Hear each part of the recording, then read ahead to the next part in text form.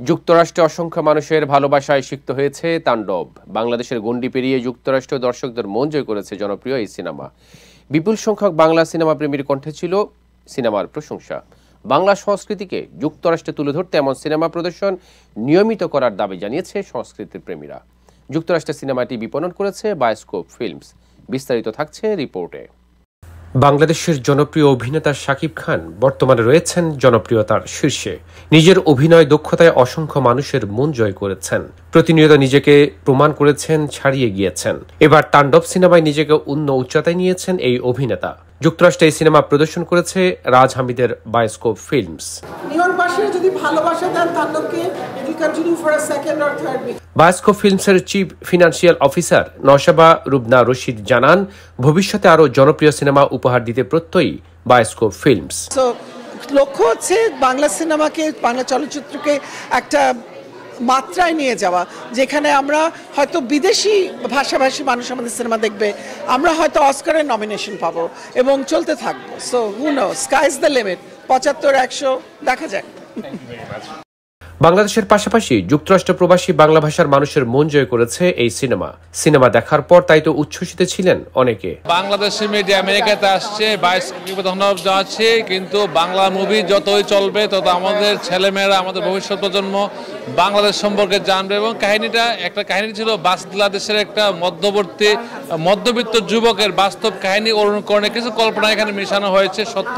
তবে মুভির স্বার্থগুলো করা হয়েছে, ভালোই লেগেছে। অনেকের কণ্ঠে ছিল শাকিব খানের প্রশংসা। শুধুমাত্র শাকিব খানের জন্য আসা।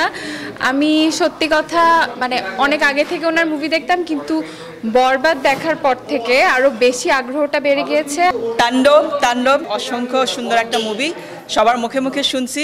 এবং মেইন কারণ হচ্ছে সাকিবের জন্য যতটুকু আমি না আসছি, আমার ফ্রেন্ডের জন্য ততটুকু আসছি।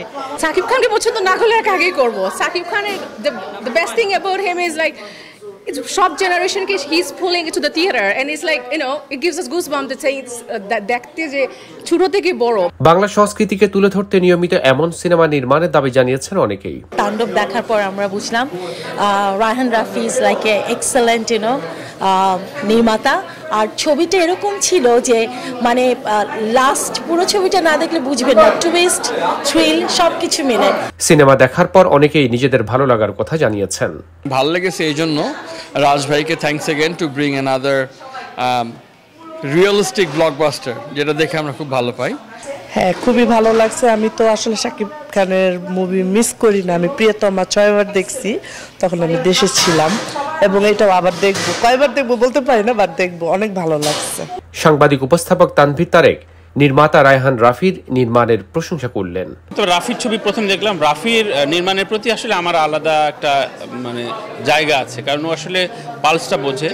এই ছবিতে যেটা হলো, আমরা দীর্ঘদিন ধরে সাংবাদিক হিসেবে বলছিলাম যে মাল্টিকাস্টিং কেন হয় না, এটা রাফি করে দেখালো এবং খুব সুন্দরভাবে বিন্যাসটা করছে। প্রথম হাফটা আমার কাছে একটু স্লো মনে হয়েছে, বাট ন্যারেশনটা বিল্ড আপ করার জন্য হয়তো সময় নিচ্ছে সেকেন্ড হাফটা দেখার জন্য। সিনেমায় শাকিব খান ছাড়াও জয়া আহসান এবং একাধিক জনপ্রিয় তারকা অভিনয় করে দর্শকদের মন জয় করেছেন। সেকেন্ড আরেকটা পার্ট করবে এবং কি আরিফিন নিশো, তার অভিনয় অনেক ভালো, এবং কি সিয়াম, তো ওরা সবাই মিলে ছবিটার মধ্যে খুব সুন্দর করে অভিনয় এবং কি প্রত্যেকটা স্টেপটাকে খুব সুন্দর করে ফুটায় দিচ্ছে। সিনেমাটি পরিচালনা করেছে রায়হান রাফির মতো আরো অনেক ট্যালেন্টেড আমাদের নির্মাতারা আছেন। আমরা চাই সবাই অ্যাকচুয়ালি এরকম আরো মুভি হোক, আর আমরা তো আছি। সৌরভ ইমাম, IBTV, নিউ ইয়র্ক।